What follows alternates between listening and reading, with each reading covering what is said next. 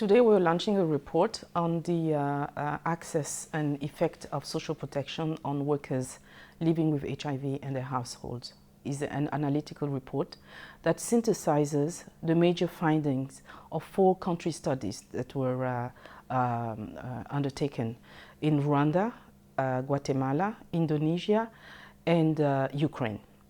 And these countries were chosen because they have a very high HIV burden, and also because they are currently developing or scaling up their social security systems. The report shows very clearly that when people living with HIV can access social protection, the results are felt. Across the 4 countries, it appears that 63 to 95% of the people who could access social protection living with HIV could retain their jobs or some form of productive activity.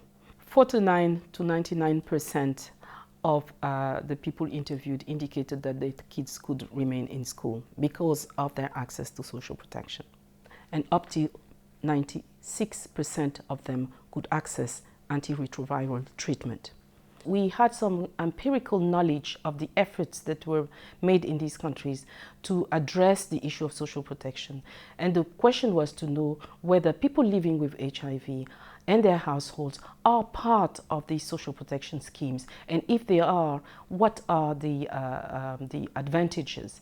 And if they aren't, what are the barriers that make it impossible or difficult for them to access social protection? And the report showed that there are a lot of barriers, and the top 3 barriers are: 1, stigma and discrimination, including gender discrimination, lack of knowledge about existing programs on social protection, and the cumbersome nature of the procedures and paperwork.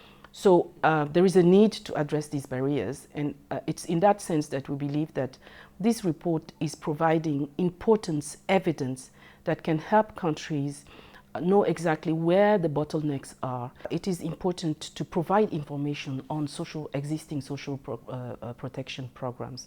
It is also very important to help people living with HIV and their communities go through all these hurdles and difficulties in trying to apply for social protection schemes. We're not only talking about social protection that is related, that is only limited to medical services, that is only limited to access to anti-retroviral treatment.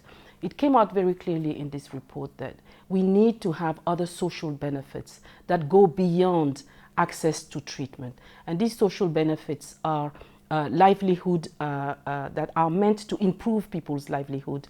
It is about providing income to poor families. It is about providing allowances for child education. It is about employment. It is about legal services and so on. And it's only when we have a combination of social benefits that go together with access to treatment that we can have the better outcome for families, particularly families of people living with HIV.